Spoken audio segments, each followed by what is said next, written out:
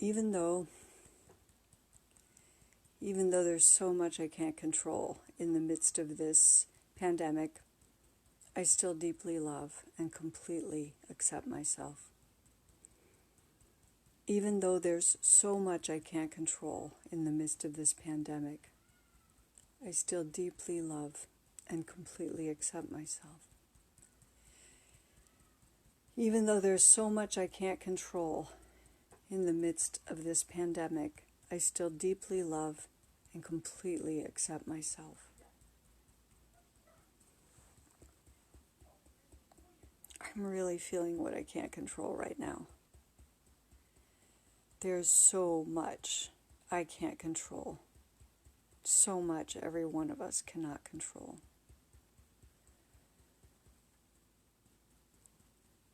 I can't control what the people in my house do and how they handle things. I can't control how people at the store touch things, and I can't control how other people make their decisions about space and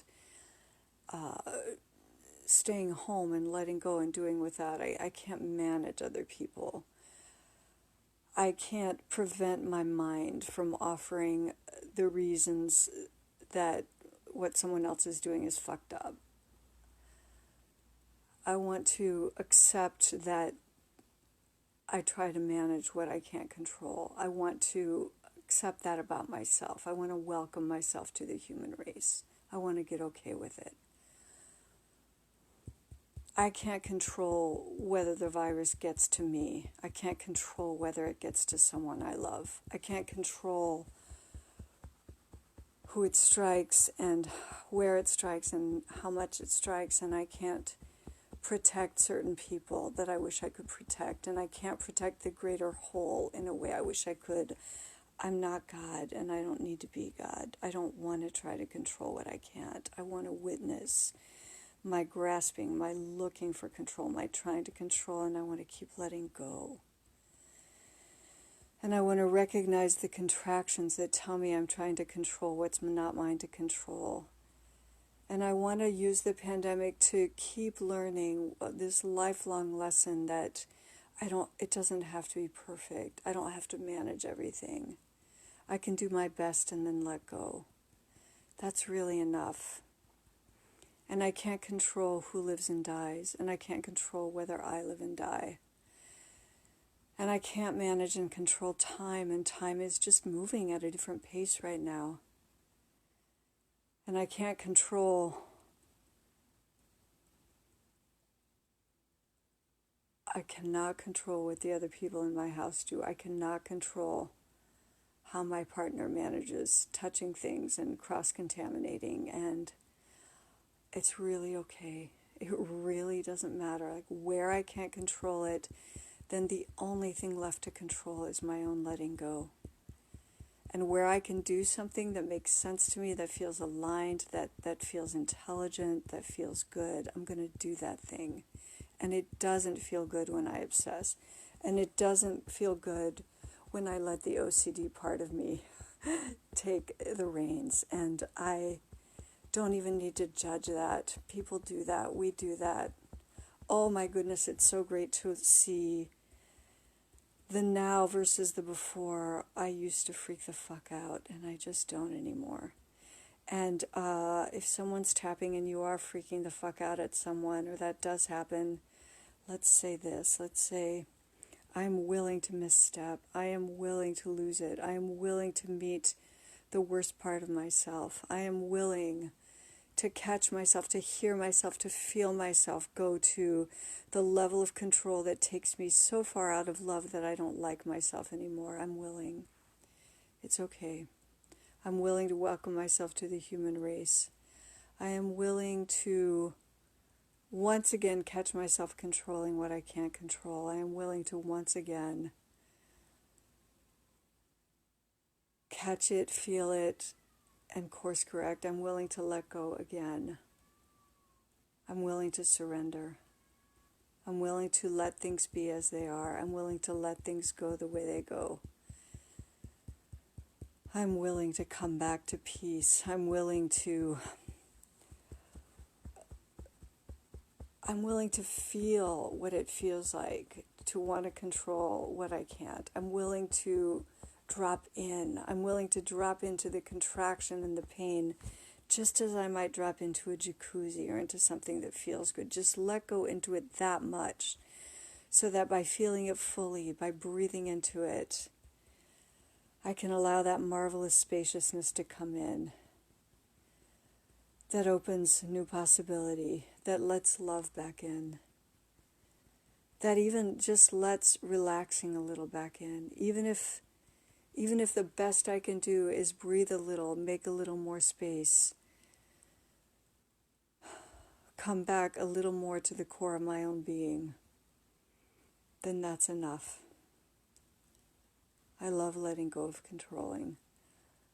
There are some things that just need to be surrendered completely. I surrender about life and death. I surrender about the timeline of this pandemic. I let it be what it is. I'm willing to be here right now. Right now I'm willing to reach for the thing that brings me closer to love, the thing that allows me to let go, the thing that allows me to process the thought that came in that I thought I needed to hook into. I'm willing to do right now all the things that I always do. I'm willing to do them more carefully, more closely, to let them take more time. I'm willing to tap as many times as I need to question a thought as many times as I need to reach for breath, to reach for love as many times as I need to reach for the kinder, the better feeling thought. I'm willing to reach for that one more time. I'm willing one more time to remind myself, just bring it to now. I don't need to predict the future. I don't need to go over the past stuff that wasn't done right. Just right now. Right now, what's the thing to reach for? Right now, what do I need? Right now, what's my business? My business is always self-care. And I know that when I practice that, I can support others. I can be kind to them. I can let go of what they're doing that's not to my liking. I don't want to manage others. I don't want to control. I don't like myself when I'm controlling. I don't even like myself when I'm trying to control myself, to be someone who never controls. I'd rather just come close to myself in the moment that I do control and let go again. That feels more real. That feels kinder. That feels more manageable. I actually love myself. I actually approve of myself.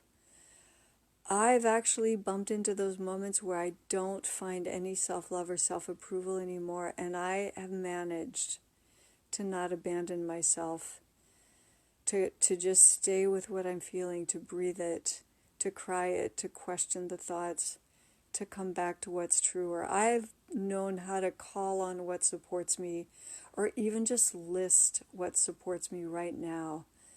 Tapping this bed I'm sitting on, the gravity that never lets go of me, Mother Earth that seems to love me, that seems to hold me, that's had a place for me as long as I've been here, who doesn't give up on humans even when we are so careless with her.